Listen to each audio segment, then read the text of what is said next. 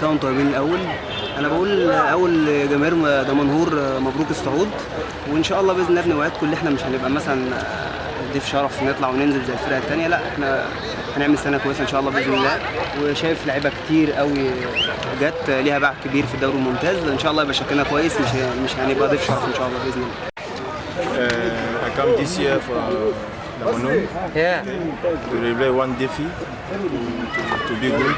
To come like before Bukone and before. To help the team in Damanhur on Fred Villa. رأيك ايه في المستوى اللي فيه النادي حاليا؟ كويس أوي we have some good players. I know Azim. I know lot of players here. Good. We have some young players too. Very good team. Inshallah this year we'll do something. Inshallah. اتعرفت على اللعيبه ولا لسه؟ أعرف شوية لعيبة. أقول كل سنة طيبين ومبروك لجماهير دمنهور صعود الفريق ده الممتاز بعد 24 سنة غياب، وربنا يجعلنا من حسن ظن جماهير دمنهور كلها، يعني إن أنا أدي وأعمل اللي عليا وأجتهد مع زمايلي الموجودين، الصفقات الجديدة والناس اللي قاعدة من السنة اللي فاتت اللي كانت سبب في صعود الفريق. ربنا يكرم كده ونعمل حاجة كويسة ونبقى إضافة للناس الموجودة إن شاء الله. بعد ما مضيت النهارده أول تمرين بقى هتنزل امتى؟ يعني ربنا ييسر حالي كده ونشوف، بس أظبط الأمور العائلية عندي كده والإقامة يعني كده، وربنا ييسر.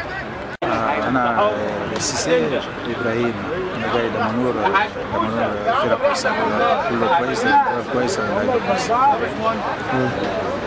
قبل دمنهور كنت مطروح،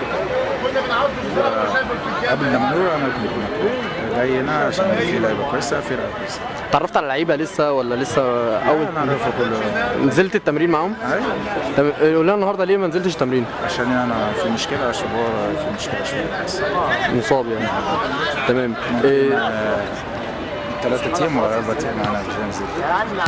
تمام. شايف ان دمنهور ممكن تكون منافس قوي في الدوري؟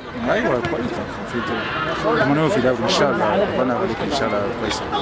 بسم الله الرحمن الرحيم. طبعا انا سعيد ان انا موجود في نادي زي نادي دمنهور، وان شاء الله الواحد باذن الله يعني مع مجموعه الشباب ومع زمايلي باذن الله كلنا عندنا طموحات ان شاء الله في الدوري الممتاز، اللي احنا نلعب على مركز كويس ان شاء الله، يبقى اول سنه لينا من 24 سنه، فان شاء الله يعني كلنا عندنا طموحات وعندنا باذن الله مجموعه كويسه. وبقول للجماهير ان شاء الله اللي احنا هنقدر نحقق لكم الحلم بتاعكم وما ننزلش تاني ان شاء الله وناخد مركز كويس باذن الله. انت لعبت في الدوري الممتاز طبعا، كنت في النادي الاهلي، تقول ايه يعني؟ شايف ان نادي دمنهور هيكون مستواه عامل ازاي، او ممكن يحقق مركز ايه؟ لا والله انا شايف ان شاء الله يعني كلنا زي ما قلت لك في الاول كلنا ان شاء الله عندنا طموح، والطموح دوت عندنا كلنا، فان شاء الله باذن الله نجتهد، ومن خلال الطموح ده باذن الله اللي احنا نقدر نحقق مركز كويس ان شاء الله وما ننزلش تاني درجه تانيه باذن الله. تمام. عايزين نعرف بقى لما دمنهور اخر مره صعد فيها كان عندك كام سنه؟ لسه قايل لنا دلوقتي. كنت لسه انا دلوقتي عندي 24 سنه تقريبا، ما كنتش مولود. لسه ما كنتش ولد. اخر مره كان دمنهور فيها في الدوري؟ كان في الدوري وانا كنت لسه يعني ما اتولدتش. ان شاء الله نكون عند حسن ظنهم، والناس كلهم مادين بشكل كويس وعاملين فترات بشكل كويس، والناس كلها عندها امل كبير ثم ربنا في اللعيبه ان شاء الله يكون عند حسن ظنهم، وان شاء الله ما تكونش سنه وخلاص، وده اللي احنا متفقين معاه مع الجهاز ومع الدكتور احمد، كل الصفقات وكل الناس القديمه اللي قبلنا، والناس كلها تكون عند حسن ظن الناس ان شاء الله باذن الله. تمام. اتعرفت يا كابتن لسه على اللعيبه ولا لسه؟ طبعا نصهم انا عارفهم قبل كده، كابتن كواشي وكابتن عادل ورضوان والناس كلها نعرفها.